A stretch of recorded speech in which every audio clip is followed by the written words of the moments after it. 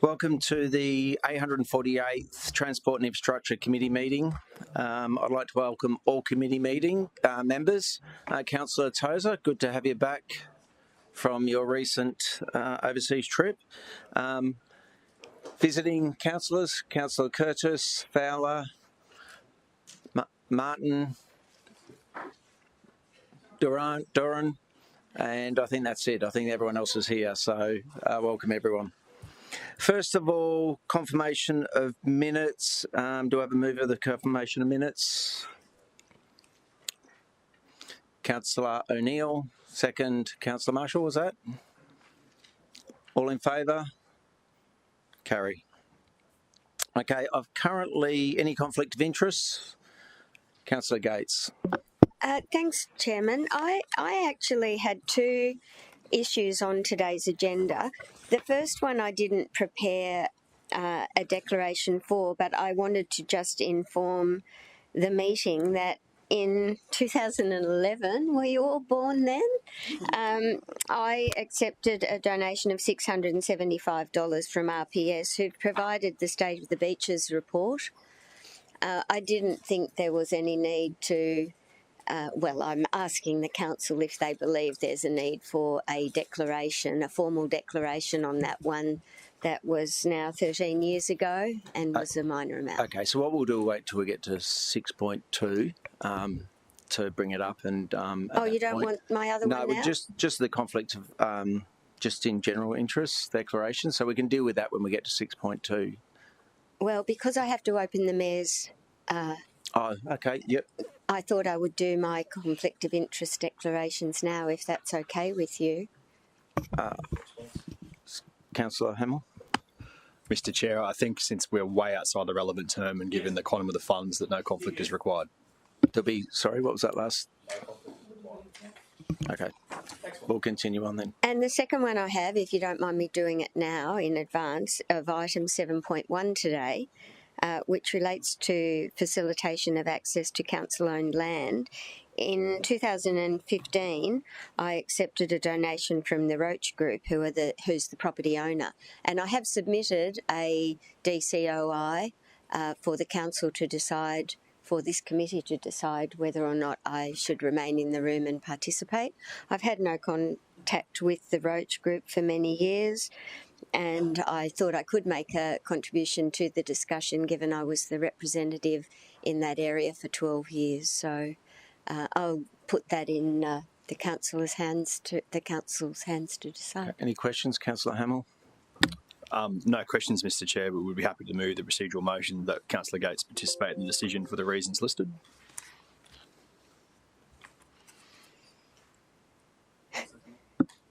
Second, Councillor Tozer. All in favour? Okay, division. Yep. Councillor Hamill, Councillor Taylor, Councillor Tozer, Councillor Marshall, and Councillor O'Neill. Carry. So that's 7.1. Okay, I've currently currently started at the moment. It's 5.1, 6.1, 6.3, 6.4, 6.5, and 7.1. Is everyone comfortable with those and unstarring? Councillor Gates. Councillor O'Neill. Sorry, Councillor O'Neill, my apologies. Could I unstar 6.1, please, just for some clarification, and I'd like to speak to it. Thanks. Not a problem. Unstar. Any else? Councillor Sorry, Martin? Chair, did you say 6.4? Is that unstar? 6 points starred at the moment. Would you like it unstarred? Yes, if you'll have it. Stage, so Thank we'll you. unstar 4. I'm happy to unstar that one. Who? Any others? Mr Chair, I had a conversation with Councillor Curtis and there's an indication that we could star 6.3. Unstar 6.3? Star it, please. Star it. 6.3 is already starred. No, not on that one, but if you look at the actual agenda, it is already starred. Yeah, I did mention that at the beginning. So I'll just go through again. 5.1, 6.3, 6.5 and 7.1. Do I have a mover? Councillor Tozer. Do I have a seconder? Councillor Marshall. All in favour? Carry. Chairman, you need to note how I voted in favour. Sorry. Councillor Gates, please note voted in favour. Thank you.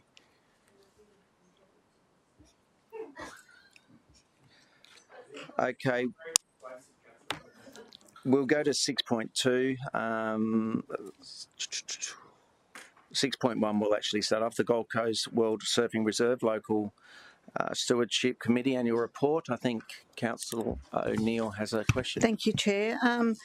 Just on page 27, just for clarification, just wanted to, if you go to the point 4, the Gold Coast World Surfing Reserve update, and we're talking about the state government legislation outlining greater protections of the World Surfing Reserve areas. Councillors might recall that we really haven't seen the proposed legislation. We did have a presentation in the previous council about what may be in legislation, but no legislation has actually been presented to Cabinet before it went into caretaker. So that's really on hold. So I just wanted to clarify that with everybody. And we don't know who's going to be in government after the election, so it may not even be presented, who knows.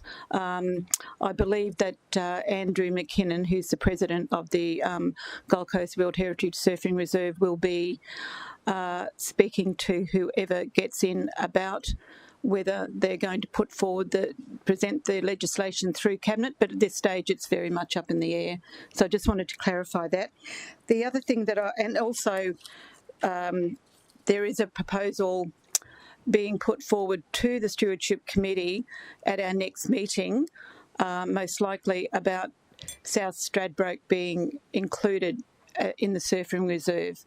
Now, we don't have, apart from Andrew speaking to councillors involved and speaking to the committee, we've yet to speak to the Gold Coast Waterways Authority. So there is going to be a meeting held and there will be a debate at the next Stewardship Committee about that aspect, and then a report would have to then come to council for any council decision on that as well. So I just wanted to clarify that. I don't know if anybody read that part of the minutes, but I just thought it was, I just thought I'd needed to update you all on that. The other clarification I had, if you turn to page 28, it says in point 6 that I explained that the Broadbeach land management plan would make it possible to approve minor commercialisation of beaches. I didn't say would, probably I haven't seen the report yet is what I said. But it wasn't likely that any beaches that fall under the Gold Coast Surfing Reserve geographical area would be included in that report anyway, and that was a conversation that I had with you, Chair. It also says in point 8 that I led a discussion on beach bars and music concerts on the beach and stated that I do not endorse future events of this kind. That was more about the music concerts. The beach bars, my comments are as in the minutes that I haven't seen the report about Broadbeach and I would be waiting till I saw that report. So I just wanted to clarify all those points. So if you could, Scott could change that in the minutes, that would be appreciated. Fine. Do you want to make any comment to that, Scott? Comfortable? Councillor Gates? Can you note my support for more music events on the beach, please? And I don't know if anyone's got any, you're chairing, but I don't know if anyone's got any questions about the minutes, but I'm happy to speak about the report, move the report and speak to it. Yep. Any other questions?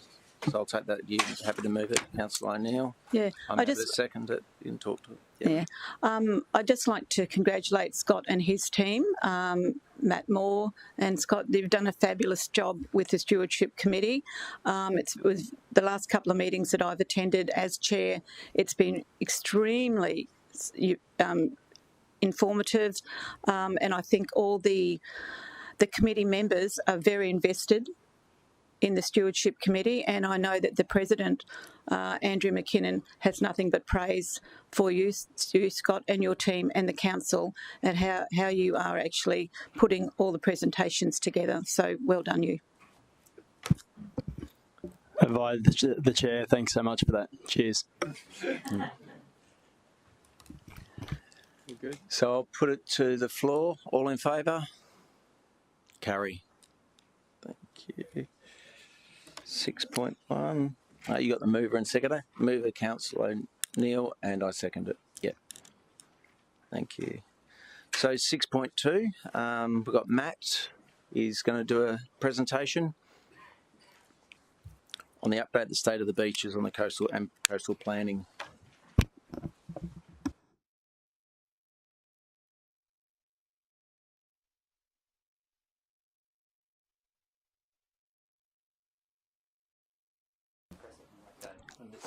Oh, and you let go. All right, it's my first time, in case you haven't noticed. This one.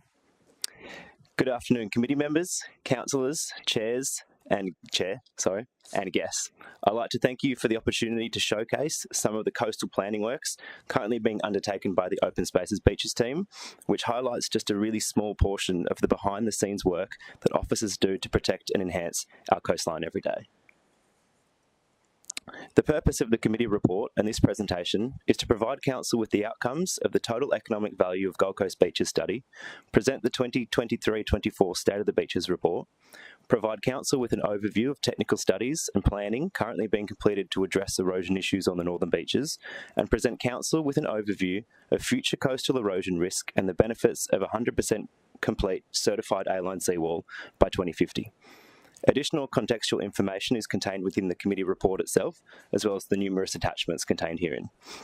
The total economic value, the State of the Beaches report, the Gold Coast Beaches Resilience Scheme, the Sand Source and Supply Study, and the Northern Beaches Protection Project have been commissioned and planned to understand the benefits that our beaches provide to the community, to analyse the risks to our beaches themselves from coastal hazards, and to explore future coastal management options.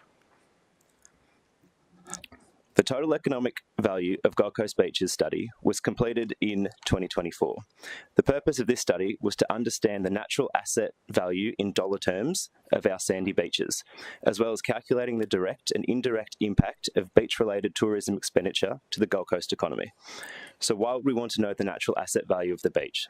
For starters, traditionally, natural assets have not been measured to have any dollar value. And our beaches are currently captured internally as a non-financial asset, with $0 of total asset and replacement value. This makes it extremely difficult to quantify or justify maintenance costs, such as beach renourishment campaigns, capital costs for new upgrade projects, or to perform any cost-benefit analysis on new coastal engineering projects designed to enhance or upgrade our beaches. This is also a barrier for us to advocate to the state government for funding to protect and secure our beaches. Secondly, knowing the value of a natural asset and how much they contribute to the local economy can ensure that we develop strategies to protect and enhance this natural asset for current and future generations. We chose the total economic value because it is the most commonly used method to value environmental assets, as it acknowledges that these assets deliver benefits to the community in a variety of ways. These are social, environmental, and economic. These include, but aren't limited to, usage values, so literally using the asset, non-use values, such as valuing the existence of the beach, even if you don't use it, option values, where people value not just its expected use, but the possibility of one day using it, and the altruistic values, where people are willing to pay for somebody else's usage of the beach, including use by future generations. The three main components influencing the total economic value of Gold Coast Beaches were consumer surplus, which is our use value. That's the value gained by beach users themselves and is based on the number of beach users per year. We estimated approximately 31 million people for this study. These were captured by Griffith University in the figures at the bottom here, and I'll get back to those figures a bit later. Number two was producer surplus. So that's based on beach-based spending.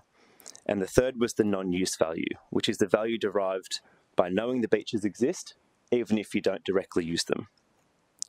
The 31 million beach users per annum figure was calculated by Griffith University using drones and AI detection technology in our beaches.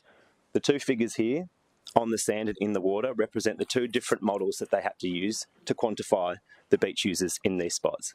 They required two different models because estimating people on the land and in the water is vastly different. We all look very different in the water than we do on the land. So the total results indicate there were 31 million people on the beach that year. The outputs of the total economic value study are that the Gold Coast beaches are worth approximately $1.3 billion, so that's the asset value to the city. The gross value added each year of the Gold Coast beaches was $3.38 billion to the economy. Beach-related tourism supported almost 48,000 full-time jobs in 2022. And now that we have this data, our total economic value and our gross value added, we can develop cost-benefit analysis and benefit-cost ratios for performing business cases and at being able to advocate to the state government for funding to protect and enhance our beaches. The Beach Economy Measure of Success, which was proposed to be included in this year's State of the Beaches report, measures the tourist visitation and the tourist expenditure at our beaches to inform the economic performance of that particular beach. The report also recommended next steps to include further analysis on priorities for investment in the beach compartments to improve the amount of value that they're adding to the economy.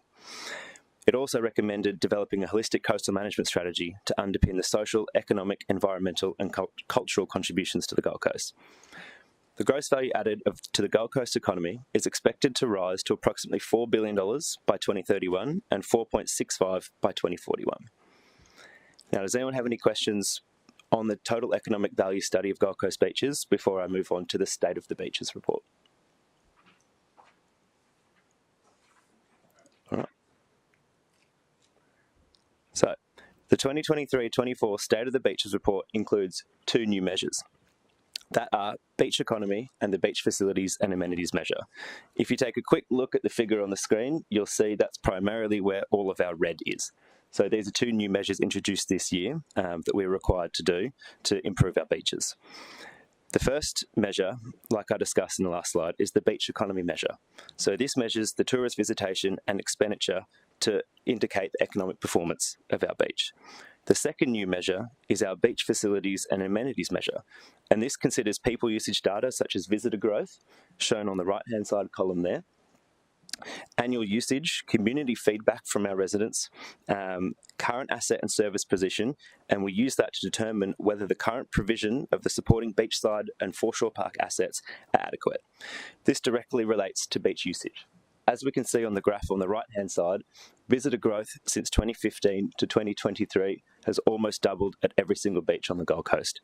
In real terms, this represents a growth from 12 million beach users in 2015 to 34 million last year. So put simply, some of our beach compartments don't quite have the assets and services to meet our usage demand at the moment.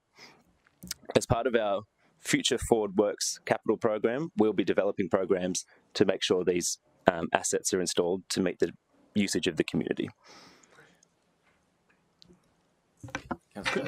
Could you give me an example of an asset and service, like just a practical example?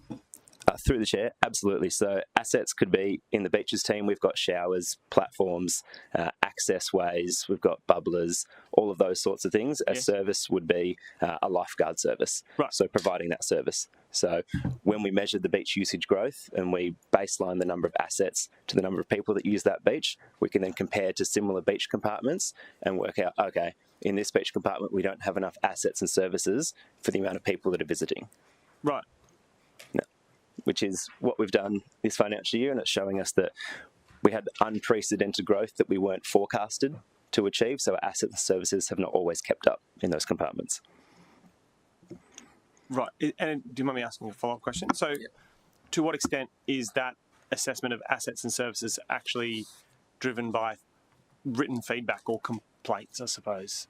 And how much of it is driven by observations and your drones? Yeah, it's both. So we baseline, the level of service measure is based on importance and the provision of the assets and the number of people that use it. So we derive the importance from not only the usage numbers themselves, but also the customer feedback that we've received over the years. So where we have lots of customers requesting specific assets in specific things, that raises the importance level of that particular asset in that spot, and that raises the score on how much that's required. Okay. So it's a multifaceted approach. Thank you. The overall results from the State of the Beaches report indicate that our beaches have improved from the previous year in all existing measures, which reflect the city's commitment to providing value for money services. The results also indicate where priority investment is required to maintain or enhance our levels of service to meet the growing demand in these precincts. In terms of our overall results, erosion protection increased from previous years, scoring 89% of beaches being on track. Several of our northern beaches scored a monitor status as they have recorded a volume of sand which is below the required amount to withstand a storm event. Beach amenity scored 83% of beaches on track. Within the southern embayment, a negative trend in both usable beach width and slope emerged at Rainbow Bay and Kirra, which triggered a monitor status for these beaches. Several of our northern beaches, Narrowneck, Spit South, Spit North, sustained highly variable slopes and steep scarping following swell events. Dune amenity, we have 66% of beaches which are on track and 10 beaches as monitor, representing an improvement from our previous year of 15 beaches requiring monitoring. This represents the city's commitment to providing proactive maintenance in our dune systems in these beaches. Our clean water measure, which is 100% on track for this year, is an improvement from our previous year. Our beach facilities and amenities measure, which is a new measure on this year, recorded 45% or 13 beaches as requiring immediate action. Whilst this represents almost half of our beaches, it's important to note that actions are related to achieving enhanced levels of service for our community through the provision of these additional assets and services which are required to satisfy a diverse beach user community. Councillor Neal. Just through you, Chair, to Matt. Matt, with the clean water, are we talking about for recreational use? Because I noticed that a group, Surfrider groups, sometimes actually post saying things. When we have outlet at North Kirra, that the surfing amenity, that the water isn't clean enough. So what do we base our clean water data on? Through the chair, it's a fantastic question. So the clean water measure, it's based on approximately 20 to 25 beaches being tested in a cyclical pattern, maybe every 15 to 20 days. I'm not sure on the exact details of how often it is, but it's a temporal selection. So this year we had really good water quality whenever we tested the water. It's not an everyday thing, so other entities may test more often and have different results. We only test for one specific indicator as well. So as part of a future coastal management strategy, we want to expand the number of testing indicators that we have, but at the moment it's based on one measure. So there may be differing results from other testing. For our beach economy measure, which is our second new measure, on the screen, that last column there, scored 79% of our beaches being on track. Rainbow Bay and Main Beach were both listed as action required due to a modest decline in tourist visitation expenditure, respectively. It is expected that the outcomes of a master plan for Snapper Rocks Rainbow Bay Precinct will deliver benefits to this area. It is also expected that the beach renourishment of Surfers Paradise and the Spit will help deliver our positive outcomes for our northern beaches. Are there any other questions on the state of the beaches before I move forward to the coastal planning section?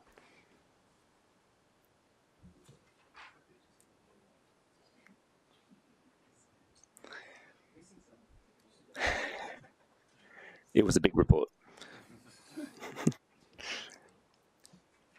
The State Government of Queensland has adopted a 0.8 metre projection for sea level rise by 2100. This is its planning requirement for coastal management.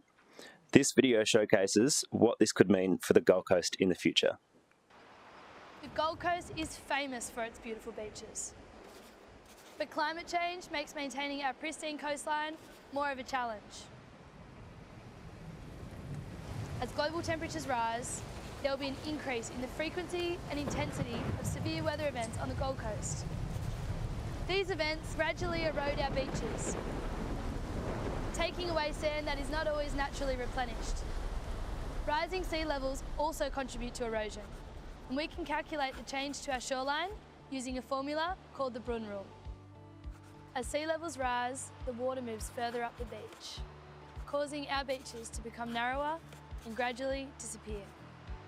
Using the Brun Rule principle, we can expect a loss between 15 to 50 metres across some of our Gold Coast beaches by 2100. If we don't take action, our beaches, property and lifestyle will all be at risk.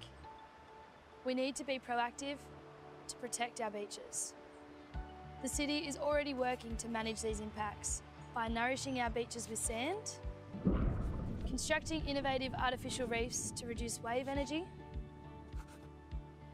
building in-ground seawalls to reinforce beaches and protect our infrastructure, and ensuring a healthy dune system to provide a natural erosion buffer.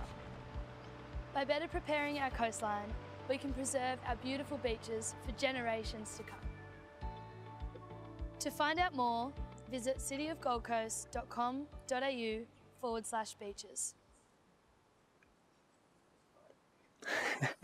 Some of you have met Chloe before. What we can see from that video is that whilst the current state of the beaches are on track, the future impacts of this sea level rise and increasing intensity of storms will impact on the available beach width for amenity and recreation purposes, as well as increasing the coastal risk profile for city infrastructure and services that it protects. The following technical studies and investigations have been undertaken to understand the current and future risk to Gold Coast beaches and to explore future coastal management options. The first study is our Gold Coast Beaches Resilience Scheme, which is currently under development. The second study was a sand source and supply assessment, which was completed earlier this year. And the third study is the Northern Beaches Protection Project, currently in early scoping and development. The Gold Coast Beaches Resilience Scheme will provide technical risk analysis for the city's entire coastline for the short-term, mid-term and long-term planning horizons. So that's 2035, 2050 and 2100 planning horizons. The short and mid-term results of the Gold Coast Beaches Resilience Scheme will act as the city's shoreline erosion management plan, replacing the city's most recent version of the shoreline erosion plan, which was achieved through the implementation of the city's ocean beaches strategy from 2013 to 2023. The Shoreline Erosion Management Plan is a non-statutory Queensland State Government endorsed document that outlines a 10-year strategy to manage current and future potential erosion pressures. Preliminary results from the resilience scheme, which are shown in the figures on the right-hand side. The figure on the left shows the 20-year long-term sand volume change along the Gold Coast and in each of our specific beach compartments identified in the study. So this shows whether or not beaches are gaining sand in blue or losing sand in red. The figure on the right-hand side shows the average storm readiness on the same beaches over the same 20-year period. To achieve storm readiness, which we've taken as surviving the 1 in 50-year storm event as per the planning scheme, the beach requires a volume of approximately 180 to 200 metres cubed of sand per linear metre of beach. Basically, that means the lighter colours indicate good beach protection, while the dark red indicating insufficient storm protection and likely exposure of the seawall more frequently during these storms. These figures show that the city's northern beaches, again Narrowneck, Main Beach in the Spit, is going through a long-term beach recession trend, as well as being highly exposed to storm demands. The second study, the Sand Source and Supply Assessment, completed in 2024, was an early study of the resilience scheme aimed at identifying suitable sand sources for potential beach nourishment into the future. This study also evaluated the feasibility and cost-effectiveness of each identified sand source. The study identified around 15 million cubes of available sand offshore and indicated the way forward to confirm the suitability of these sand volumes. The consultant estimated the required volumes for beach width based on several factors, including the sea level rise from that video, the storm readiness from these graphs, and beach amenity. Through this study, it's evident that we not only need to strategically utilise and manage our remaining sand reserves into the future, but we also need to develop solutions that encourages the sand to stay within the active system through other control measures such as the artificial reefs, artificial headlands and other coastal protection structures. Results from this study, shown within the report, indicate that the city's northern beaches have the highest demand for sand and should expect a large deficit by 2030, even when considering the outputs of the Surfers Paradise Sand Backpass system.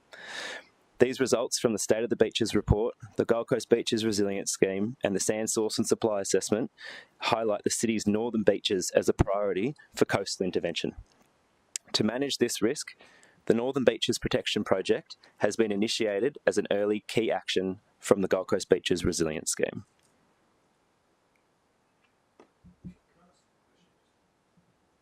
Councillor Tozer, yes.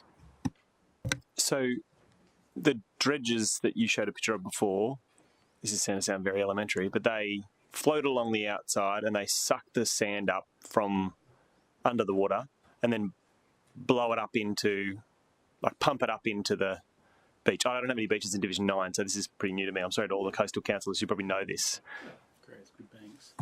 Yeah. Councillor Marshall knows all about it. And so what you're saying is in the northern area, we need to do more of that in order to mitigate this coastal issue. Through the chair, as part of a wider project, we'll be investigating all options required to meet those erosion pressures, which I'll discuss in this slide. Beach renourishment is one piece of the puzzle, so it's one way to keep sand in the system. There are other ways as well to promote the retaining of sand in that system as well, and to prevent it from being lost in the first place. If we relocate the cable car and stick it out there in the ocean, that'll be the best thing for it. I'm going to stay away entirely from the cable car conversation today with Councillor Young. I appreciate your contribution. So for that big renourishment campaign in 2019 for the Com Games, we used an offshore sand supply, so a dredge that picked up the sand there. Our permit areas, we don't have enough sand in our remaining permit area, so we'd have to increase our permit area in order to get that 15 million cubes of sand to renourish the beaches. So where is the 15 million cubic metres of sand? Offshore, basically adjacent to our existing permit area. All the way along? Yeah. Okay. Based on current conditions, there is a 20 to 50% chance each year of complete loss of recreational beach space along the city's northern beaches. This can be seen in the photos on the left, showing Main Beach and Narrow Neck in 2019, 2020, 2021 and 2022. We have lost the full use of the beach in these locations during high tides. The purpose of the Northern Beaches project is to understand the issues facing the northern beaches and to develop solutions to ensure ongoing erosion protection and enhance beach amenity in these spaces. Without additional coastal management interventions, there is likely to be more frequent instances where the seawall is exposed, insufficient beach width to provide the required level of service for beach amenity, and compromised access due to large scarping and a higher risk due to low sand volumes. The Surfers Paradise sand... Yes. Yep, Councillor Gates. Sorry, I'm feeling uncomfortable here that this is quite inflammatory, this presentation. I'm older than most of the people in this room, and this has always happened on our beaches. And it's not a new thing. Wasn't there a road in front of Hedges Avenue at one time that has since many years ago disappeared? Through the chair, there's a road reserve there. I'm not sure it's ever been a made road. Well, I'm sure you'll find if you have a look at it, there was a road there. So this is nothing new for our coastal city, and I'm just feeling like this is a potential headline that, you know, the city's going to lose all its beaches, and we're not going to lose all of our beaches. And we've had a sand replenishment program for a very long time that has protected our beaches. So I'm sorry, I just feel like we need to get some balance here in this presentation. I think Councillor Gates, look, over a long period of time, we have been building up our sand volumes on the beach. That's the challenge. We need to ensure that the sand volumes are there, and as the original report showed, that there's been an improvement over the year in that space. What we need to be doing is considering what could happen in the event of global warming, and we need to ensure that that volume of sand is maintained. At the moment, if you look at most of the coastlines, when there's a major event, recently the northern end of the coast, we actually are, this actually happened some 2-3 weeks ago.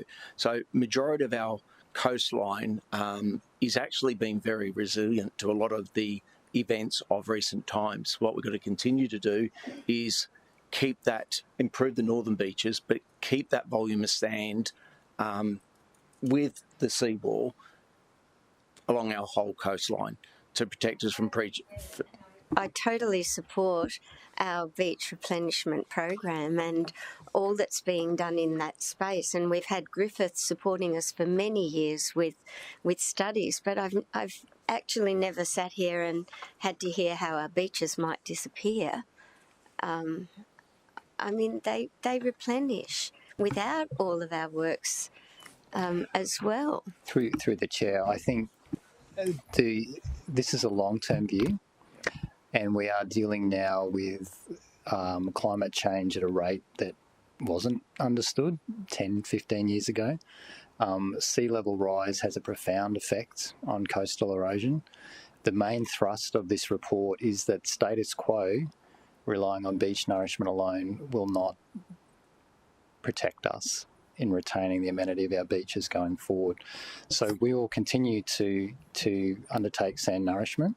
There is no guarantee that the volumes bypassed in the south and what we can access offshore will remain the same long term. So it's one tool, but certainly even the offshore sand build-up that we talked about, big storm events dramatically change those volumes. So we've had conversations around 15 million cubic metres, but that can vary significantly through big events. So the main thrust is looking long term. It's how we can maintain the precious resource, which is that littoral drift, that beach nourishment that we effectively use, what our final line of defence will be with the A line, which Matt will touch on, and then how we can make other interventions along the coastline, particularly the northern beaches, that provide that enhanced amenity. So can we expect some solid recommendations for budget next year so that we can start putting whatever is necessary in our forward program to protect what is the greatest asset, really, Absolutely. the greatest natural asset in this city? So absolutely. I just don't want anyone to be frightened by some of the information today, because we will counter whatever needs to be done in order to protect our I think we'll beaches. continue the rest of I think what we're highlighting today is where we've been, where we've got to now, and what it's going to look like in the future and what we need to do. And I think continuing on the report, we'll talk about other measures that we do. I'm sorry to interrupt. Councillor O'Neill, yes? Just to give Councillor Gates some comfort, on the southern beaches, we've had a sand bypass project going for 20 years, which has really stood our southern beaches, in great stead over the last few years with some storm events. And I think the reef at Palm Beach, the renewal of seawalls that we're doing in the southern beaches and now the northern beaches, I think we've already started that project. So I'm with you. We've got to make sure that we have enough funding to really ramp it up, because we've all seen what can happen. But I'm really happy with the southern beaches and how we've been going with that bypass project from the Tweed, and certainly with the new seawalls. Yeah, and the groin. And the groin, yeah. The groin as well. New training I guess that's the point I'm making. We've done a lot of work. We've got some really positive stories about what we've done, and it seems to be a gloomy presentation. We'll continue on, and thank you. Appreciate that. I think it's gloomy probably for this specific section. So I think our coastal management program for the last 50 years has made strides. And 50 years ago, this presentation would have a project for every single beach compartment. So it just goes to show the great work we've put in and to get us to this point where we really only have to focus really heavily in one area. So I think it's a good thing. So the Surfers Paradise Sand Backpass project, which forms part of the solution in this area, premiered this year. It's only part of the solution for this. So the next steps is to develop the long list of options in this area to ensure the ongoing protection and beach amenity. We'll then prioritise those solutions through our multi-criteria analysis using the total economic valuation, our community feedback and community sentiment, surfing amenity, as well as our environmental outcomes, to generate a short list of options. We will then take those options, test them with the community, the Queensland State Government and our subject matter experts from Griffith University, and come with a final solution to bring back to Council. Is there any other questions on the Northern Beaches project? I'll just remind everyone the sand back pass that was only just come online this year. So the sand back pass is actually bringing sand back from the Spit back to the northern part of Surfers Paradise, which will start the northern improvements of the beaches. That's one part of it, but that has just come online this year. Yeah, absolutely.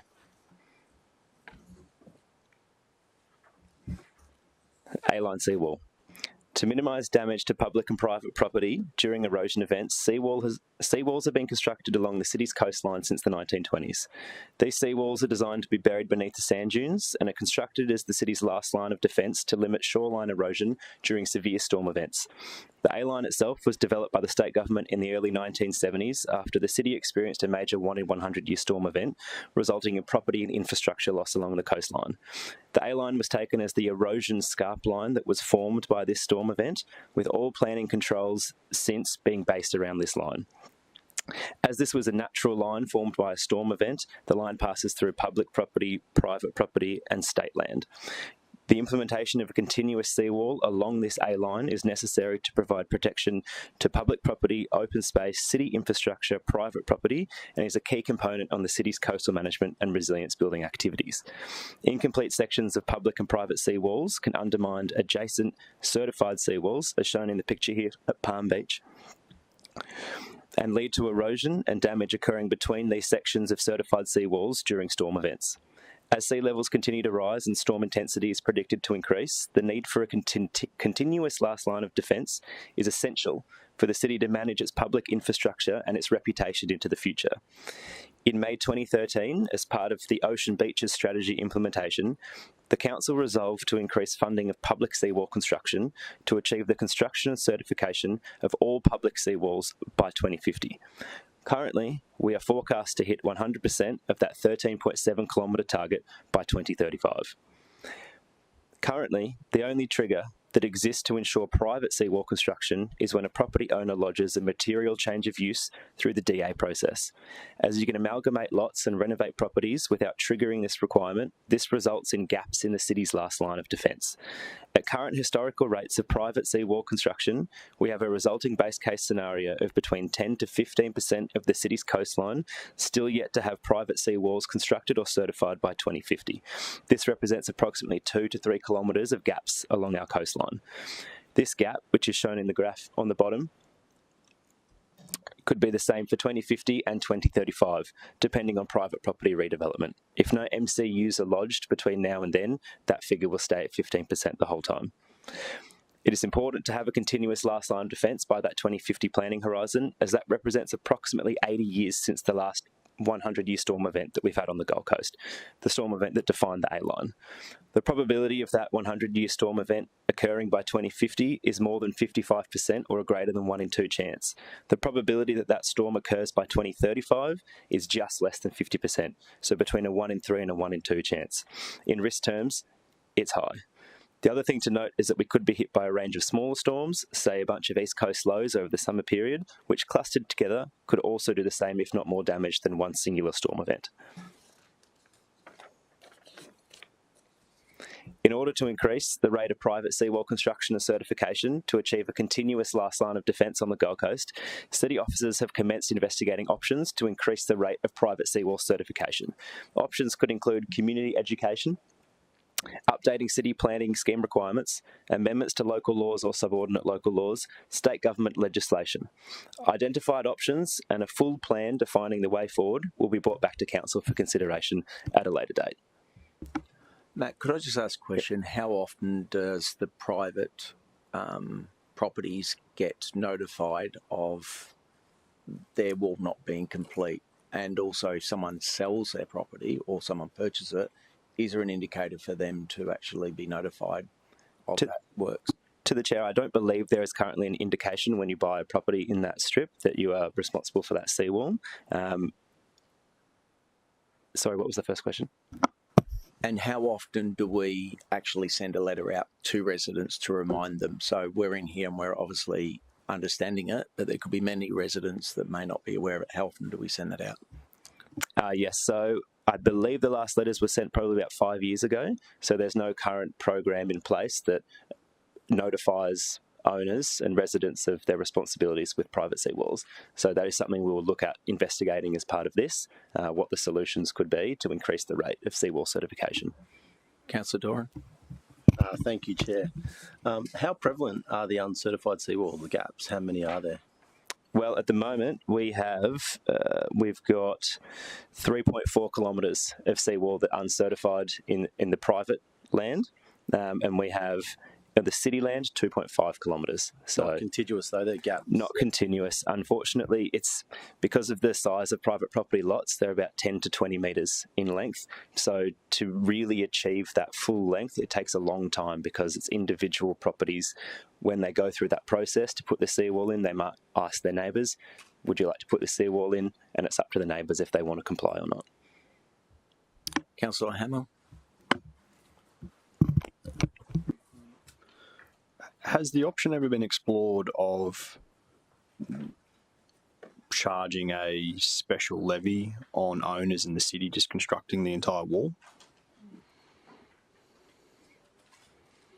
Through the chair, that's one of the options that we'll be exploring through this process. So I'm not sure if it's been explored before, but we'll be looking into it as part of this. And so you mentioned a future report. Do we have an idea of how far into the future? It would be around the middle of next year, I would imagine. Thank you. Councillor Martin. Thank you, Chair. Just a couple of questions through you. So with the seawall last line of defence, is it a guaranteed defence? I mean, will it absolutely stop, or it's really just an additional measure? Through the chair, it's designed for the 100-year storm event, so it is designed to withstand that event. So yeah, it really is our last line of defence for that storm. Yeah. And obviously noting right there, essentially a property owner could go to the lengths of certifying their seawall, neighbours not able to do it for whatever reason, and could still be compromised or at risk there. So I suppose, and obviously, so Palm Beach has quite a lot of this, and that image shows it. Obviously, we're talking about perhaps there's a greater community safety need, but no doubt we've discussed Ocean Way before, and that's one of the challenges. So is that also being discussed as if we were going to the lengths here, that could essentially be hand in glove? I believe the remaining sections of Ocean Way are in the most exposed locations along the coastline, which don't have seawalls in place. So anything that we look at in terms of increasing the resilience and protection of the coastline could also have a dual benefit of protecting a public infrastructure asset such as the Ocean Way. Yeah, and just last question through you, Chair. I suppose we touched on it earlier, but future rising sea levels, I suppose this area in Palm Beach is very close to the ocean, so the 15 to 50 metres essentially is alarming for me. So absolutely support how we can get that continuous certified seawall. So thanks for bringing this report through. No worries. Councillor Fowler. Thank you, Chair. I just had a question about the private certification and build. What estimated cost are we talking about? I know that the frontage would vary in terms of meterage, but average cost for a private homeowner to actually build and certify their seawall? Through the chair, it's approximately $10,000 per metre. Okay, thank you. Councillor Marshall. Thank you, Chair, and through you. Look, Matt, I know we spoke about it in the briefing, but it's my understanding that the Mermaid Ocean Way, one of the sticking points or the things that's holding it up is the lack of, I guess, private certified walls. Is that correct? Yeah, it's one of the through the chair. It's one of the locations on the coastline where we don't have the full protection, full resilience, coastal resilience in place, so we would not be able to put an asset there in its current form. No. And so that's the goal, is to get all that through before any Ocean Way is built. The seawalls would need to go through before the Ocean Way is built. Thank you. We'll continue with the If I could just add to that, please. I suppose we're doing a separate piece of work around the Ocean Way, and all of these things are interrelated. So I suppose an easy way to think about it is all of the simple parts of the Ocean Way have been completed. Anything that's left has a level of difficulty, whether it be the coastal resilience, whether it be land ownership, whether it be some other reason, but there's no bits of the Ocean Way that we can jump in and do that we haven't done. So with the areas you're talking about, we do have decisions to make around coastal resilience versus the I suppose the risk we put the seawall at. So that's the type of thing that we're working through as officers to bring back as a report to and make a recommendation about how we proceed in that area. And that's the reason that we just haven't got in and done it, is that we have these things to work through. Thanks, Mark. Councillor Just to follow up on that for a sec, Mark. But Matt's answer to Councillor Marshall does present a pretty big hurdle if we don't have the power to enforce the seawall in there. Doesn't that then just preclude the Ocean Way from going through? I know you're bringing a report back, but just because it's a live conversation, isn't that quite a large issue in terms of the construction of the Ocean Way? Through the chair, so essentially what we can consider there is a risk position. So we could put it in an area, we could put the Ocean Way in an area where it is exposed, and then we'd have to accept as a city that if we did that and a storm event came through, the Ocean Way would likely to be damaged and would be out of service. So there's different levels of vulnerability all the way along the Ocean Way. So it's whether that's a smart decision for the city to try and get that continuous Ocean Way but have it at risk. So to close that out, sorry, Chair, just the reason why I asked that question was the answer, which I'm assuming is very accurate because that's what he's talking about. It just could have meant that one owner could not do a seawall and it could prevent something. So that's why I wanted to follow that up. Some of the Ocean Way is east of the A line, and it all depends on the volume of sand. So there are sections that are at the moment we call sacrificial. If there was a major event, those parts could be lost. But that's determined on how much volume of sand we've got up until that particular point. So where it is east of that A line, you'll see that we've actually got a large volume of sand in front of those walkways or ocean ways that it becomes the first point. If we get a major event, there's always that possibility that some areas can be lost. Councillor Gates. Thank you. When we have the next report, are we able to consider something similar to where people who own beachfront property who are asset rich but penny poor can actually offset the cost of their rates against the future sale of the property? And I'm looking at the possibility of us completing the A line as required, but sharing the cost with the private property owners and then offsetting the debt against the future sale of the property? Through the chair, I think Councillor Gates will come back with a number of options and obviously elements around financing, cost sharing, public asset benefit, private resilience risk. So I think absolutely. Okay. And there'll be a lot of options. There are precedents of these type of arrangements with seawalls being built elsewhere in Australia and other countries. So we'll leverage some of that experience as well. Okay, look forward to it. Thanks. Thank you. So to wrap up today's presentation, the current state of our beaches are on track for the 2023-24 financial year. Our sandy beaches contribute $3.38 billion to the Gold Coast economy each and every year. The Queensland State Government projections of rising sea levels could result in the permanent loss of between 15 to 50 metres of sandy beach width along the city's entire coastline by 2100 if that was to be fully realised. The city's northern beaches are most at risk from current and future coastal erosion and have been identified as a priority area for major coastal intervention. The Gold Coast Beaches Resilience Scheme will develop erosion protection and beach amenity solutions for the city's entire coastline for the short-term, mid-term and long-term planning horizons. The city's last line of defence against coastal hazards, the A-line seawall, will not be complete before 2050 unless proactive intervention measures are adopted. Officers are investigating options to increase the rate of private seawall certification to address these gaps. Do we have any more questions? Well, I'm happy to move it. Do I have a seconder? Councillor Taylor? I will quickly talk to it. Thanks, Matt, for the presentation. Look, it's a really important part of our city, our beaches, and protection is utmost for the city to ensure we protect it. I think over a long period of time we have seen the city has done some great work to protect our city, our beaches, and we can see that along the foreshore now. We do have major events, but we recover really quickly in most cases. We have some areas that we do need to improve, and we also know that there's changes in the environment and temperatures, so we need to ensure that we're proactive.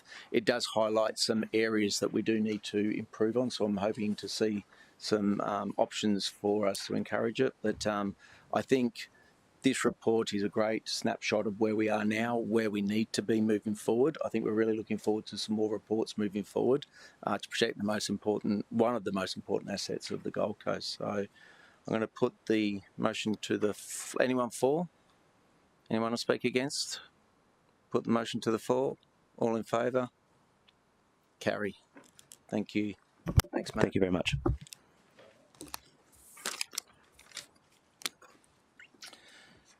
We'll come to 6.4, a petition response. Now, Councillor Martin, I believe you wanted to ask a couple of questions, so happy to ask thank the you, Chair. questions. There's no presentation or anything, is there? No. Okay, thank you. Thank you for the petition response. I suppose on behalf of the community, what I think doesn't come across is yes, they are important infrastructure works around stormwater that is improving the resilience of the homes in the area, but is the compounding effect of the timing coupled with the light rail works. And so those delays have really caused a lot of grief for the peace and enjoyment of those local residents. It's been going on, I think, around about 8 months now. So, look, I understand a lot of the responses, I suppose. Obviously, I'm not on this committee, but I'm disappointed perhaps with, look, I understand compensation is not built into our scheme, but, the impacts of those residents where it, be that their cars were locked out of their homes for sort of 8 months. They couldn't deliver groceries, they can't get deliveries, and there's elderly and even newborn children, and the 24-hour day cycle. Even though I note that maybe noise and vibrations were within tolerant limits, the sort of 24-hour cycle has really driven a lot of sensible people mad. So I do feel like I don't believe we've sufficiently addressed what has been lost in that community. I understand there's the Love Your Local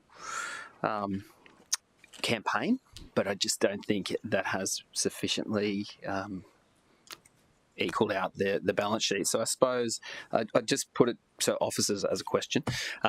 The rate relief, do officers believe, given the coupling of both projects, that it's fair and reasonable to hold the line around no compensation? From an officer perspective, yes. So it's unfortunate that the delays with telecommunications. The initial plan was to have the project finished before the light rail construction works were in that vicinity. The delays caused overlap and impact, but in terms of our officers' position on compensation, our perspective is that all reasonable things were done in terms of notification, communications, trying to minimise impact, but certainly recognising that it was a long construction period. But yeah, in terms of relief from an officer perspective, as per the recommendation, we're not suggesting that occur. Yeah.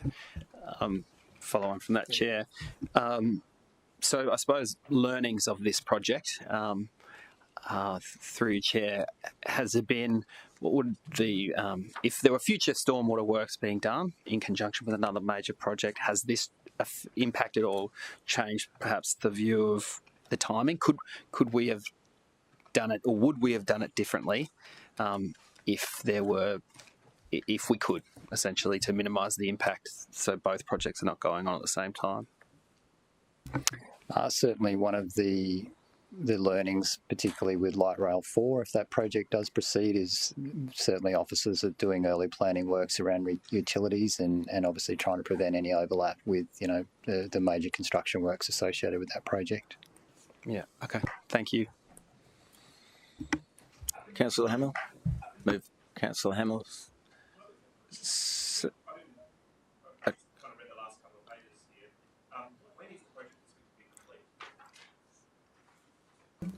End of this month. Yeah. It's meant to be all sworn. So in the conclusion of the report where it talks about the post-works property reports being undertaken on all the properties following project completion, is that expected to occur before Christmas? The completion reports are underway now and will be definitely completed before Christmas. Yep. Yeah, great. Thank you. Move Councillor Hamill. Happy to second it. All in favour? Carry. Thank you. 6.4. 6.6, presentation. We've got Nick Presser, the Southern Gold Coast Transport Network Planning Overview, so the continuation of our planning overview. Nick will have a presentation and it'll be followed also by the Western Gold Coast Transport Network Planning.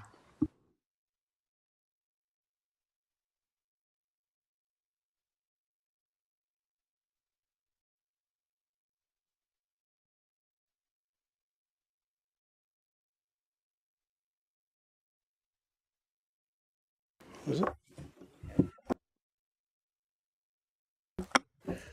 Before we get into the two presentations, you'll see the slide up on the screen there. So next Tuesday morning, just before the council meeting, we have a showcase where we're bringing along to demonstrate the NTRO truck that's been going around our city collecting road pavement data, condition data. We're using advanced technology, ground penetrating radar, on our major roads. And we're also using laser technology on all our roads, and that will be demonstrated to you all next Tuesday. And that will flow on to a 4-step process where in November we'll be providing a report to this committee about road asset management and how we prioritise our investment.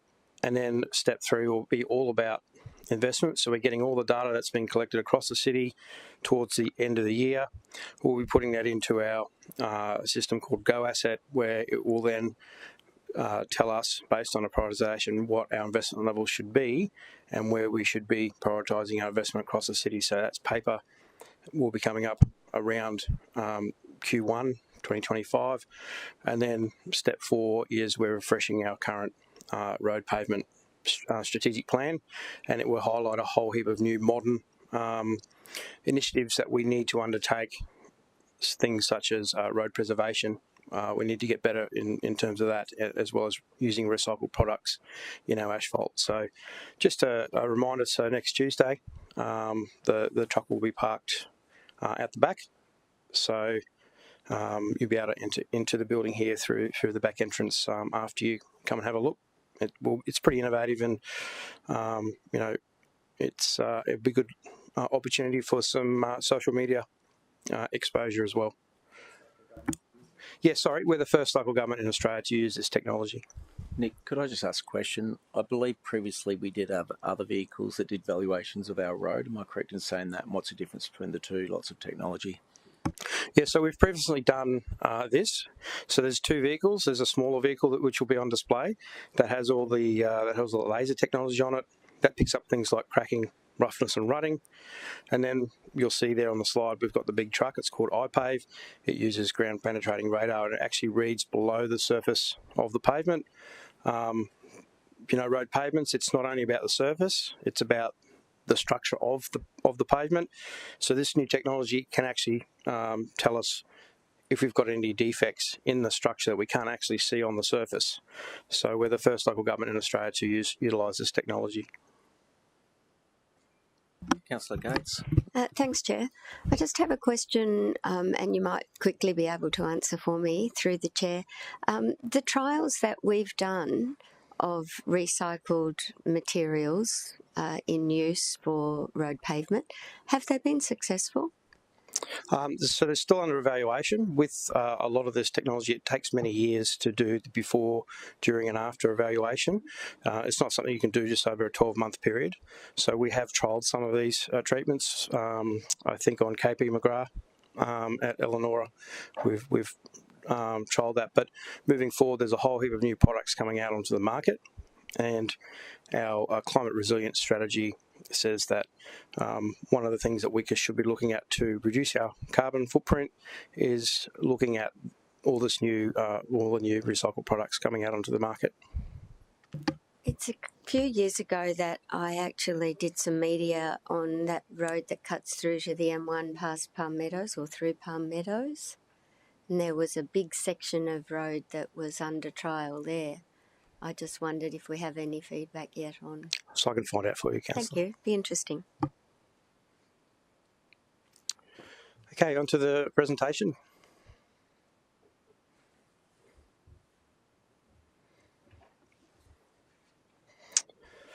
Thank you, Chair. So the first presentation today, Southern Gold Coast Transport Network Planning Overview. I gave this same presentation to some of you last week. This is presentation number 4 of 5. It's providing a summary of some of the transport planning initiatives happening across the Southern Gold Coast. It does include some state initiatives, but it doesn't include every single thing that we do because it would be a 2-hour presentation.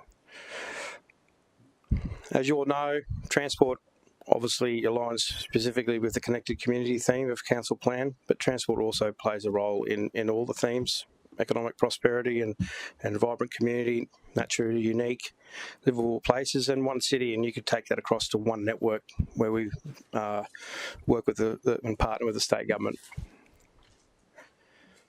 You all know where a lot of our projects come from, obviously from our strategies and plans and LGIP, but also we do a lot of area and corridors planning. We get obviously feedback from yourselves and the community, and in 2024 we get a lot of data that we can use to provide us insights into where we should be investing our money.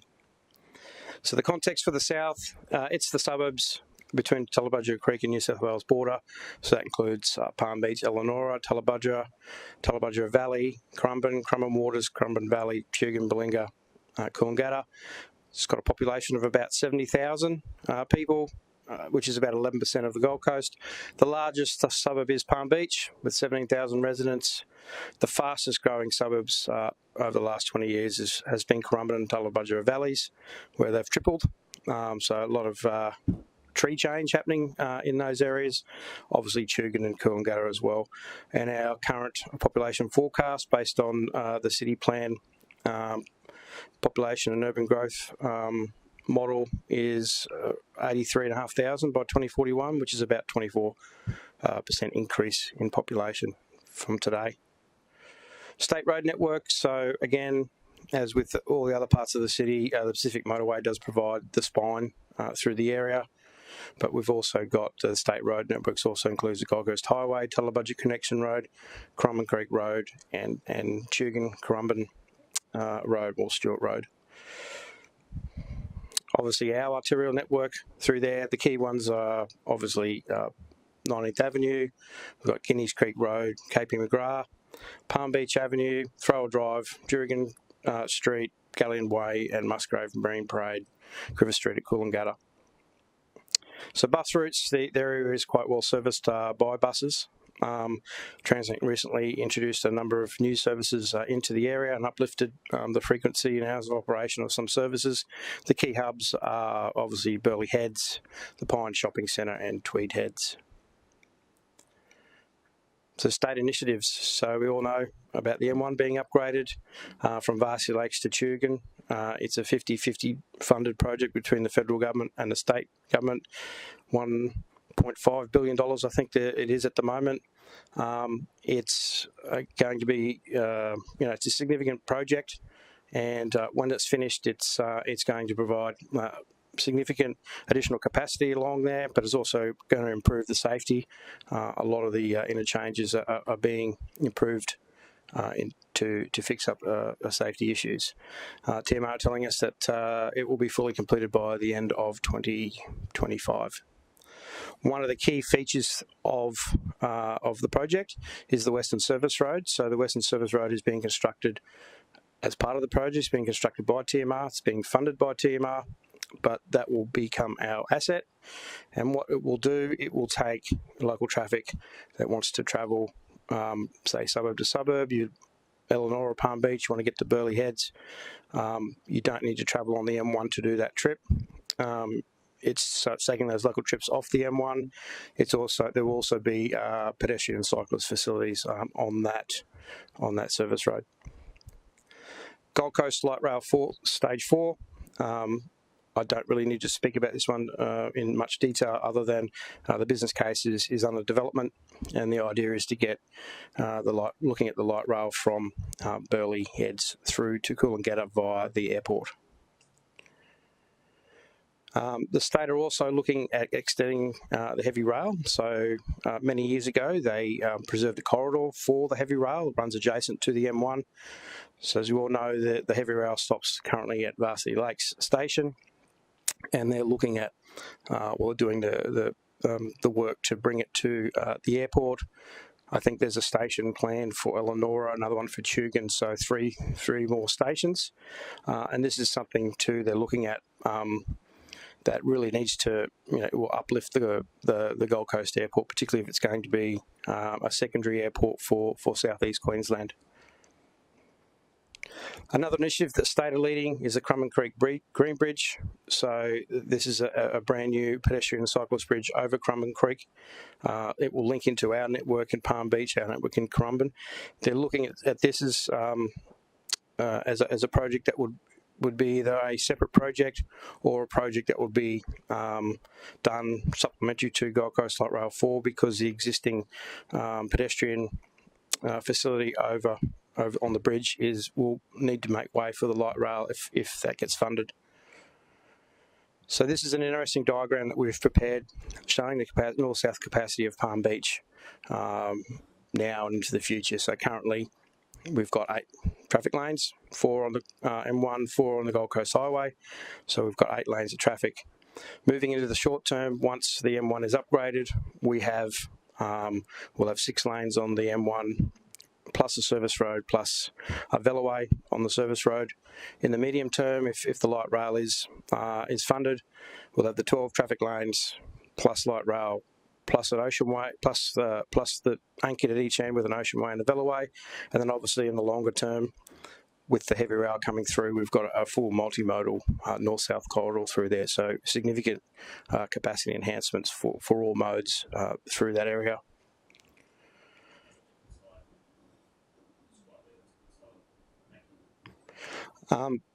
So the Ocean Way, so we've got 4 Ocean Way projects on our forward planning for the area. So Palm Beach, you can see the diagram there. We recently constructed that section of the Palm Beach Ocean Way. The bit to the south is a bit more problematic. We have to work with our coastal engineering colleagues to see what we do about getting a beachside ocean way through that area without affecting coastal engineering processes through there. We've recently completed the Tullabudgera Creek Park upgrade, and that included upgrading the ocean way through there. So there's a photo of the finished product, very well used. Currumbin, as we speak, this is under construction, so the Currumbin Seawall Renewal Project, as part of that, we are putting an ocean way on the top of that with the full width, full 5 metre width, so that is currently under construction. And Currumbin North, we've just recently completed a business case for Currumbin North. This will be a very iconic project.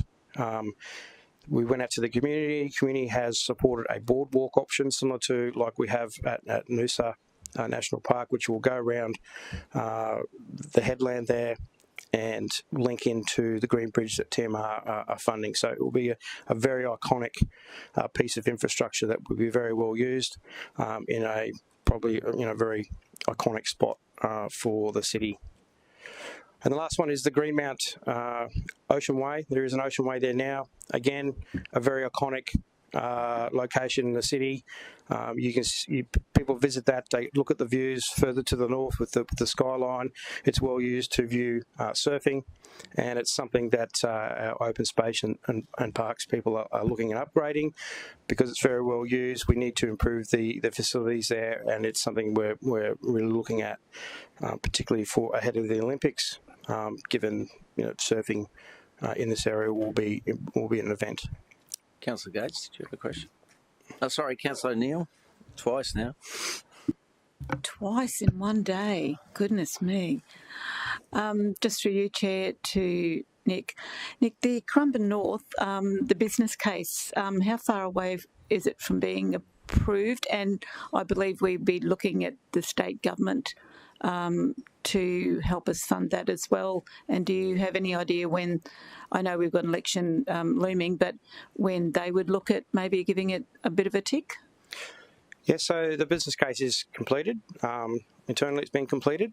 My team need to take that through our P3M process, through our governance process to get it into an investment program somewhere. It's the business case. It's a $26 million proposition, so it's not cheap.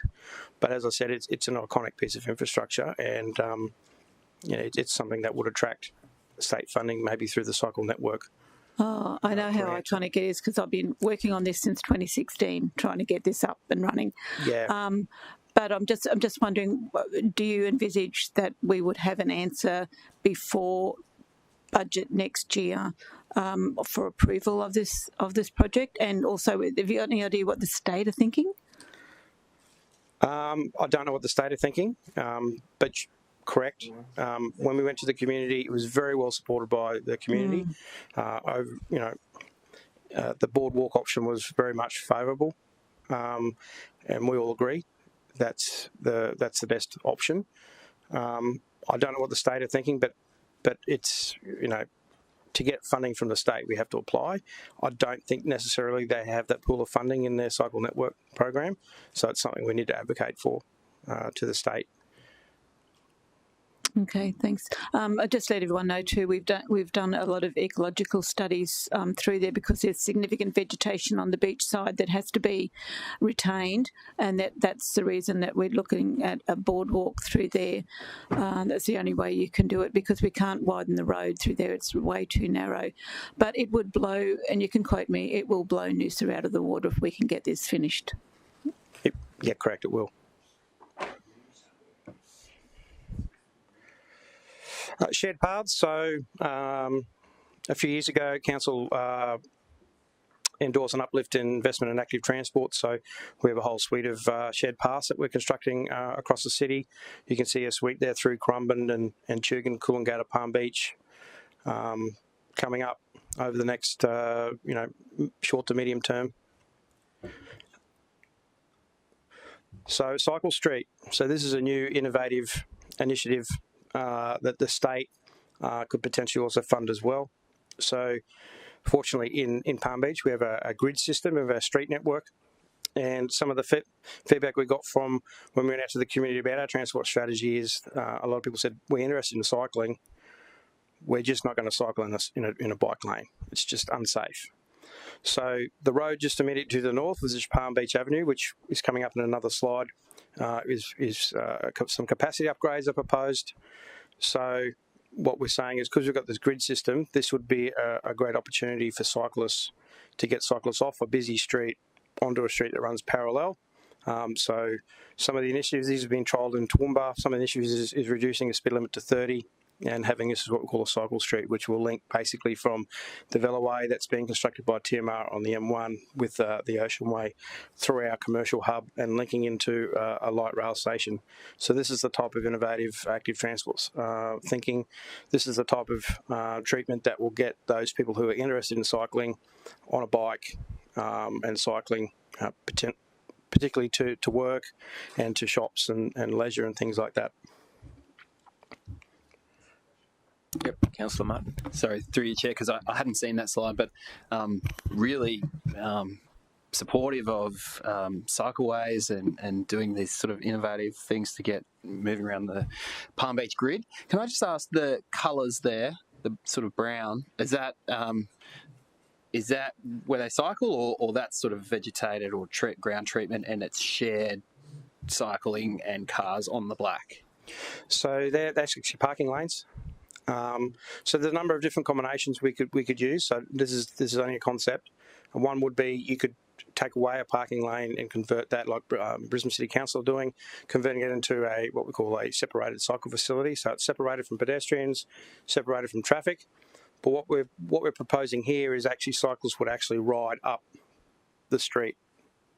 It's 30 kilometres per hour, very low volume. You've got less than 400 vehicles a day on that some parts of that street. So I think the community would prefer if we kept the parking. So the whole idea of this one would be that they cycle actually on the street. The intersections there have raised platforms, so slowing everything down. I'm really having a really low speed environment that is conducive to cycling and for walking, and very stress-free, away from traffic. And that's one of the things that's going to attract people to cycle more.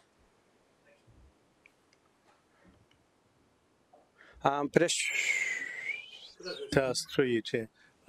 You've mentioned the Veloway a couple of times, Nick, and I wondered what the northern and southern extents of that are, please.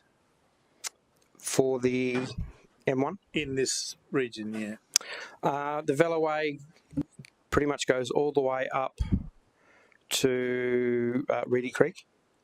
So part of the Reedy Creek there is there now. Councillor Tozer would probably know. I think the Veloway is already there up to Reedy Creek. You can get on the Veloway there at Reedy Creek and then travel south. Yep. Yep.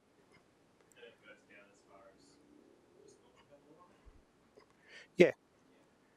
So pretty much goes down, Eleonora. I think you can go across on a green bridge and get there. So it goes all the way. So, and as you know, Councillor, with the Coomera Connector, we've got a Veloway, and we're looking at putting the local links into that.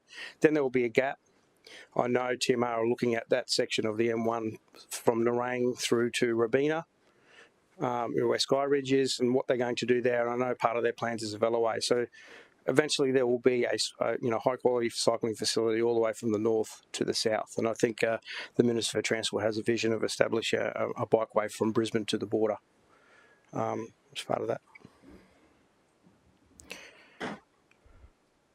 Pedestrian crossing facilities, so Guineas Creek Road, Tuttle Budget Connection Road, Marine Parade, KP McGrath Drive, Galleon Way. We've got 2 schools on our program that will be doing pedestrian cycling improvements around those schools. This is an example of what we're doing on Marine Parade, similar to what we're doing on other Esplanade type of roads, such as Main Beach, Surfers Paradise and Broad Beach. We know that those Esplanade roads really should be a place for people. We know that you still need to have vehicle access along those streets, but we need it to be seen as a place for people, where people are crossing the road, people are activating the beach, are activating the businesses. So what we propose to do along Marine Parade here is put in a series of raised pedestrian crossings, lighting, drainage improvements, cycling and pedestrian improvements, disability parking improvements, make it fully accessible to everyone, lower the speed limit right down, and people will know that they're in a place for people and that they need to drive accordingly. So this is just a continuation of something we're doing at Broad Beach, what we're doing at Main Beach, and there's a photograph there of the raised platform, and I've particularly put something in from the 1930s. So it's funny seeing Marine Parade there and people driving down onto the beach at that time. So it shows that we want to make this a place for people. Bus stop upgrades. So we have a citywide program to upgrade our bus stops. We received feedback at the briefing session the other day that these are very well accepted by the community. We continuously get fantastic positive feedback about these projects where we're upgrading bus stops. So over the last 10 years, we've been upgrading bus stops to meet disability access standards. So that you can see the top photo there. It may have met disability access standards, but then we're now embellishing and putting in shelters and other. And what we're progressing moving forward is what we call the first mile, last mile initiative. So actually getting little pathway links to and from these bus stops and bus shelters. So these are very well received, and we've got a citywide program. I think we do about 70 of these per year. Road network. So we've got the 6 projects there. The first one is Currumbin Creek Road, Denning Road, which is near Currumbin, the Currumbin School, which is a project we need to do to help facilitate U-turn traffic coming from the school. They currently do that U-turn there. and we'll make that safer for everyone. I think we're doing some parking embellishments as well, and we recently did put in a roundabout to the north. Throw Drive Luzon Parade, we're putting in a right turn lane to make it safer, and you can see the small pedestrian links we're putting in as well. We all know about this roundabout, Throw Drive Sarawak Avenue at Palm Beach. We will be doing some works there in 2026 where we'll be upgrading all the pedestrian and cyclist links through there. There is a history of cyclist crashes through this roundabout, and we're getting feedback from motorists that it's very difficult to know what lane to be in. So it's causing crashes because they're confused about what lane to be in. So we're going to fix all that up through there, and hopefully, the idea is to fix up the safety for all road users through that prominent intersection. Palm Beach Avenue, this is what I talked about before with the cycling street, which is 5th Avenue immediately to the south. So if you remember the Western Service Road, this links into the Western Service Road. Our traffic modelling is indicating this road needs to be 4 lanes. We'll have over 20,000 vehicles a day on it, but a number of intersections along there that currently have roundabouts, very difficult for pedestrians to cross at those intersections, so we'll be signalising those intersections as well. So while we do have bike lanes on this road, we'll be providing the high quality facility for cyclists on the street to the south, and this whole project will have full embellishment in terms of landscaping and turnaround areas and full width paths and things like that on that project. So that's a $16 million investment in that road. Jarvis Lane. So this is a park that is well used by workers and by shoppers in Coolangatta. It's a bit problematic. It's difficult to walk there at night. It's got no lighting. People have to walk along the road. They have to walk along swale drains, and it's awful in the wet. So we're upgrading that facility, improving capacity, but also making sure that it's formalised and safe and convenient for people. And the last project in the slide is signalise the intersection of KP McGrath and Angelica Street. That's a longer term project. We have to wait to see how the Western Service Road functions and how traffic patterns go. But this intersection may need to be signalised in about 6 or 7 years' time. I think that wraps up the south. Any questions? Any questions? Councillor Martin. Just through you, Chair, Nick, you mentioned Palm Beach Avenue and the $16 million road. Was that, to my knowledge, it's just the first intersection is this stage 1, or are you saying that it's going to be all 3 intersections and the roundabouts replaced with lights? Yes, so it's the first intersection plus some embellishments to some of the other intersections, but it's that's part of a larger master plan. So the second stage will be the other intersections plus probably the cycle street.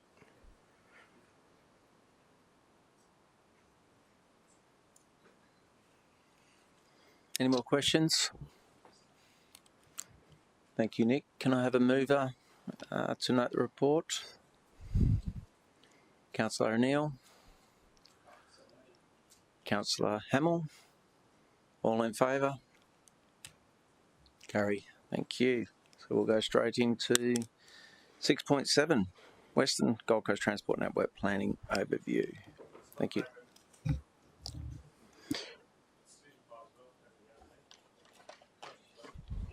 It's a good part of the city, isn't it?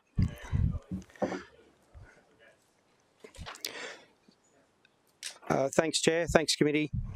This is the 5th and final presentation. We're talking about Western Gold Coast Transport Network Planning Overview. I forgot to mention before, given this is the last presentation, what we propose on doing is bringing a paper back to Committee in November, which is going to summarise all 5 papers, and it's going to outline some of our priorities in terms of possible investment, some policy initiatives, as well as some advocacy priorities we need to, and partnership priorities we need to work with TMR on.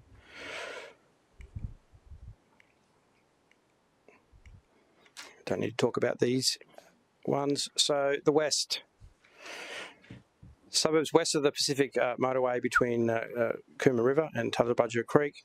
I'm not going to go through all the suburbs, but the key ones there, obviously, Oxfordford and Pacific Pines, Nerang, and Mudgeeraba, Reedy Creek are some of the key suburbs through there. It's got 110,000 people that living west of the M1, which is about 70% of the Gold Coast population. The largest suburb is Nerang. Interestingly, same size as Palm Beach. Fastest growing suburbs last 20 years are pretty obviously Maudslin, Gilson, Pacific Pines, Reedy Creek. You know, we all know about the high growth in those areas. And the 2041 forecast, based on current population model, 137,000, so a 25% increase.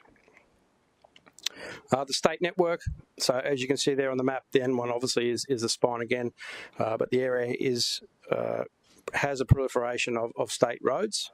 Those state roads are primarily rural configurations. A lot of them follow the old Cobb and Co coach routes back from the 1800s.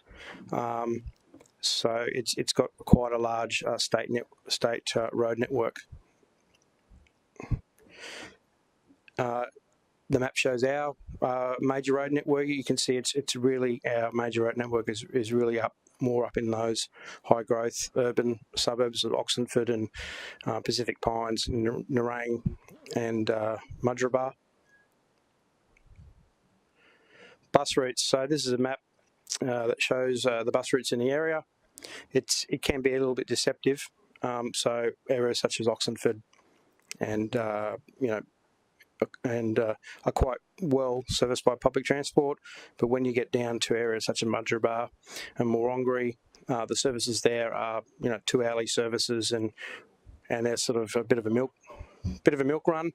But the service hubs through there obviously are the heavy rail stations are the key, getting people to heavy rail, and obviously Robina Town Centre. Again, Robina Town Centre is a key hub for that area as well for bus routes. An interesting initiatives that TMR commenced a couple of years ago is TransLink On Demand. So this is a service that they're trialling. We sort of call them nippy buses, so they're the small buses where people can actually use these services. They currently service Pacific Pines and Nerang, so you can get one of these buses from Pacific Pines on demand and take it to Helensvale Shopping Centre, light rail, heavy rail, and from Nerang to the different shopping centres at Nerang, as well as Nerang, train station. I know some staff at Nerang use this service and think this is a fantastic initiative, and it's probably something that TransLink want to roll out into other parts of the city. They have talked about Highland Park, they have talked about Wangary and Mudgeeraba as expanding this sort of service, so it's sort of fills that gap where they can't justify funding for an urban service. This sort of service is something that is a potential offering for those areas. Councillor Wilkinson, I think you had a question. Thank you, Chair, and just a quick one through to you, Nick. It's my understanding is that's been extended now, hasn't it? That particular trial to include suburbs like Carrara and a few others, if I'm not mistaken. I think it comes down to a couple of weeks' time. So it's in a couple of weeks' time. Okay, I appreciate it. Potential. Sustainable transport. Again, we've got a whole suite of shared path projects. Those ones just on the horizon: Universal Street at Oxfordford, Felling Drive at Maudslin, Old Coach Road, Reedy Creek is already under construction. But there's a Nerang Road. Will commence shortly. We got 100% funding from the federal government for that. Armstrong Way, we've got a whole heap of shared path projects that we'll be doing through there, and they're very well received by the community. Active transport initiatives, so Old Coach Road at Mudgeeraba, where we're looking at signalised pedestrian crossings, raised crossings, combining projects through there, which is a highly popular area with a soccer club and a school. Pitcairn Way is another signalised pedestrian crossing we're doing there. It's near Pacific Pines State High School. It just makes things safer. We've got 6 schools there where we're doing pedestrian cyclist improvements over the next few years. Some are already we're already designing, some are under construction. It's those school sort of projects that we trying to get more people to walk and cycle to. There's a good photo there of a crossing we recently put in. I think that was in your area, Councillor Taylor. It shows the sort of treatment that is really well received by the community just to make things safer for pedestrians to cross. Bus stop upgrades, we've got a lot happening even just this financial year in the West in terms of our bus stops and more to come. Road network, so we've got a whole series of projects there. So Heathwood Drive, Michael Shelley Way, I think that project's now complete. Gavin Arterial Road, Felling Drive, we're putting a roundabout there. I think construction is Q1 next year. So that will be an excellent project, a safety project for that community. Binstead Arterial Road, Binstead Way, so we've done a corridor plan through there. You may recall back in February we reported on that project. That red section through there, we have identified we need to 4-lane that, we need to upgrade it to an urban standard and signalise the roundabouts at either end. So that's something we'll be putting into our program. We've put into our program for investment in about 4 or 5 years' time. Old Coach Road, we don't need to talk about that too much detail. It's something that we're currently rescoping and doing an options assessment to have something that's fit for purpose and value for money. That will be a really good project once it's on the ground. Gilston Road, Stage 1. This is actually Stage 3 of a 3-stage upgrade of Gilston Road. It's the last section through here. As you can see with the photo, it's a rural configuration. It's really got poor pedestrian facilities on it, and we'll be upgrading it to an urban standard. As you can see there with the cross section, with lighting and paths and signals at New Street. Global Plaza Stage 2. So Stage 1 was embellishing access into Bunnings. Stage 2 is fixing up all the turning movements and pedestrian movements through that bit of Global Plaza through the Oxenford Town Centre there. And that's it. Thank you, Nick. Councillor Young. Thanks, Chair. Through you, a couple of questions, if you don't mind. And thank you, Nick, for all your work. And it's great to see all of this coordination, and that's what I'm really observing the last couple of years. There's a lot more coordination of effort, whether it's delivering public transport facilities or pathways or pedestrian crossings, ultimately form a great network. Just want to ask 2 questions. One's, we had a discussion about the Velaway that's going to be adjacent to the M2 or the Coomera connector, and I was interested in how that's going to link up to our Gold Coast Cycle Centre in Nerang, and you provided some advice about that. I just want to impress upon you the need for that to get onto your list somehow, please. And the second thing was about the east-west public transport facilities that are state-led but obviously involve us as well. That's the public transport connections from the west, like Nerang Centre and Nerang Station, to the east being Broadbeach or Southport. And I think those are vital for us to be cognizant of, and I think they should be part of your program as well, so that it's front of mind. Because we've been hearing about that, those projects, not necessarily, just you could say yes, that'll do, but we've been hearing about those projects for a decade now, and we've seen all sorts of images and plans and things like that, but they are state-led and they are kind of faltering because of the competitive alternative projects, but I think they're really critical to the future vitality of the centre of the city and its connection to the seaboard. Yep. Well, if you don't mind, Chair, I will respond. I'll answer your first statement about the Velaway. So you might recall in previous presentations we have the Velaway that will be running along the Coomera connector. We've got our Ocean Way, so that's our primary north-south cycling facilities. What we need to do is we need to link them up. So, we're looking at the Southport Rail Trail, where we're doing a lot of local links into the Velaway, so Aspen Way at Arundel. We're looking at the link from the Velaway through to the cycle facility there at Nerang. We're looking at that cycle street at Palm Beach. So we've got all these local links that will link into this. So basically we'll end up with this ladder with our active transport facilities. That's our vision. Obviously we've got the Broadwater Way as well that we want to link into. So it's establishing that ladder, and you'll see our future LGIP that we're working on now will start introducing some of these higher order cycleways. and creating that ladder effect. To respond to number 2 about the East-West PT, it's they're very important for the future of the city, particularly now with development of the new planning scheme. So we have been working with TMR on those projects, but we've only looked at 2 corridors, so from Nerang to Broadbeach. TMR are currently doing the business case for the Nerang to Broadbeach section. The other one is from Robina to Miami North through Varsity Lakes. We've done some initial planning for that, but it's something we'll be advocating to TMR that they need to do a business case on as well. But there's potential a whole heap of other east-west routes where bus rapid transit sort of services could give us some really good uplift in public transport patronage moving forward. Thank you, Nick. Do we have any more questions? I just want to thank Nick, Mark and Michael for the presentations and everyone that's attended over the period of time, the briefings and then the presentations. So it's a good lead into the report coming up, I believe, end of November. Correct. Michael, we're expecting. So we're looking forward to that. So can I get a mover for the report? Councillor Young, seconder, Councillor Tozer. All in favour? Carry. Thank you.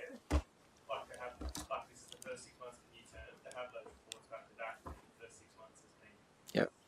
You know, it's a good exercise for us to get a holistic view of how that transport plan is panning out. And even as a council who's been around for 12 years, I found it really helpful. So thanks.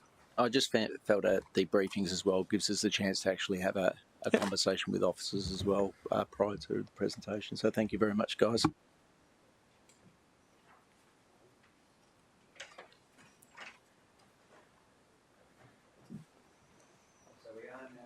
Wait till the team gets in.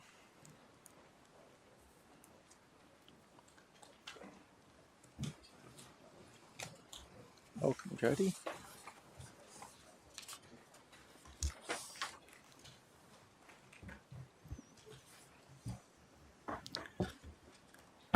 So we are on to 7.2, highlight Yatala artwork options. Now this is a closed session. So I think we'll go into closed, and the reason is that the report's considered in closed session pursuant to section 254J3 of the Local Government Regulations 2012 for the reasons that matters involve a local government budget and legal advice obtained by the local government or legal proceedings involved in the local government, for example, legal proceedings that may be taken by or against local government. So do I have a mover? You better grab me a minty. Councillor Gates. Just a minty. Councillor Young, seconder. All in favour? We'll go into closed stream.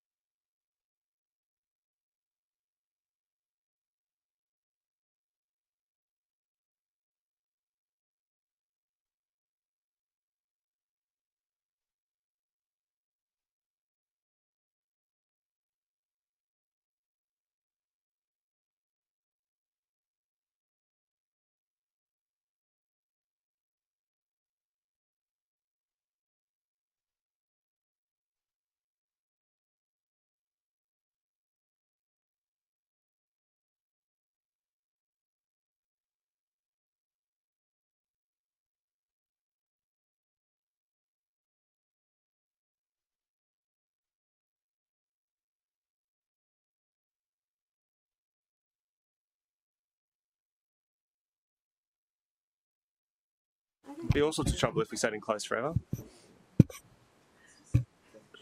Streaming on. Welcome back. We've just been 7.2, the highlights at Yalla artwork. We know it's an art piece that's been there for a while, and a lot of Gold Coasters or non-Gold Coasters had a lot of conversation about it for a long period of time.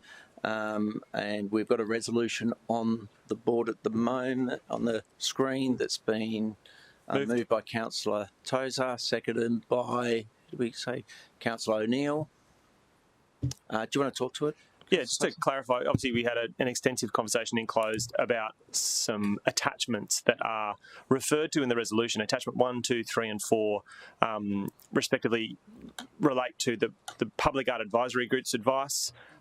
They relate to the cost of decommissioning or moving the artwork. The attachment 3 refers to the valuation of the artwork from a professional perspective. The artists are held in very high regard globally. And the fourth item is some legal advice in relation to elements of this proposed project. There is no doubt that the public have expressed strong views about sometimes frustration with what they might see as a misspending of public money on public art. Art is uniquely subjective. Some people like it, some people don't. And I think it'd be fair to say there isn't too many people in this room that think that the installation is visible from the road and ever has been able to be experienced in the way that was presented to council. The reality is, though, it is actually quite a visually appealing piece when viewed from the right location. And what we've discussed today, some of the costs associated with relocating it or decommissioning it, and the council, the committee has considered that carefully, and we're recommending ultimately that the highlights, the Gold Coast lights, the Yatala lights, remain in the current location, and we take no further action. And frankly, I think the reason for that, or my reasons for voting that and supporting that view, is that I don't want to spend another dollar on this project. I think it's a piece of public art that has stimulated some really important public conversations about why public art, makes people feel strongly. There's no doubt that no one wants us to waste money, but no one wants us to throw good money after bad, potentially. And whilst I would say that, the beauty is in the eye of the beholder a little bit, and at certain locations, this is definitely a piece of significant and quite beautiful to look at art that identifies where the Gold Coast starts. None of us want to spend more money on a project that has got so much community dissatisfaction around it. And so I hope that the committee will support the resolution today, and I hope that the council will follow up that next week. Perfect. Anyone else like to talk for it? Against? I don't need to close. Don't need to close. Put the motion to. All in favour? Carry. Thank you. Do we have any general business? No? Beautiful. Close 3:46. Thank you.